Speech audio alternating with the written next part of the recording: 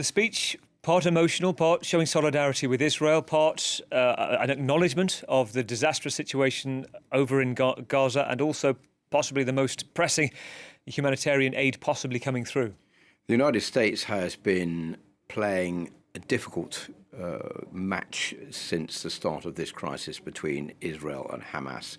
Remember the trip by Antony Blinken, the US Secretary of State, to try to shore up support from the Arab world to criticize Hamas didn't come off as well as it should have done. The fact that the United States was in favor of trying to let Palestinians out of Gaza into Sinai was given a swift rebuttal by Egypt. And a lot of Arab nations have been complaining that the US hasn't been hard enough on Israel to call for a ceasefire so that humanitarian aid can be let into the Gaza Strip. So we've had this surprise visit by Joe Biden to Israel today, and this 15-minute speech, which you're quite correct, was very emotional and quite solemn and somber on the part of the US president. But he did say that there had been an agreement with Israel to let humanitarian aid into the Gaza Strip. Now, that has been clarified by Israel since then. Israel saying that it will allow humanitarian aid via the Rafah crossing into the Gaza Strip from Egypt, but it will not allow humanitarian aid into the Gaza Strip from Israel. Big question here now, Gavin, is that Egypt has been saying all the way down the line that it is against the idea of letting humanitarian aid into Gaza if there is no ceasefire in the attacks by Israel, the bombing raids by Israel against targets in Gaza.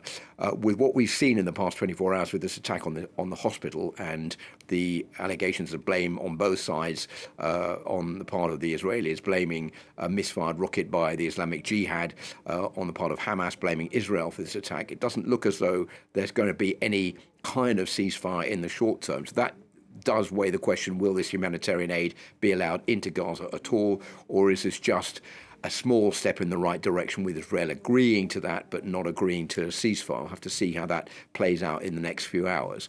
And the second point that President Biden underlined was that he has announced a special aid package of $100 million for humanitarian assistance for both Gaza and for the West Bank.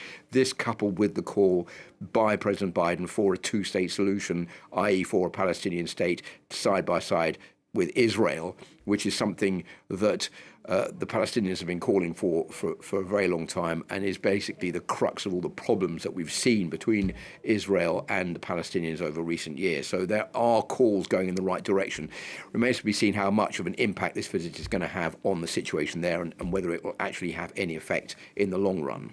If we rewind, Philip, 48 hours, we saw the Secretary of State, Antony Blinken, travelling 6,000 kilometres to 6 different Middle East and North African countries, announcing the visit by President Biden. It looked very different. Now we have a situation where the president is in Israel, the Jordan trip cancelled, meeting key Middle East players, and in the midst of protests going on in several other Arab states right now, including the US Embassy in Lebanon.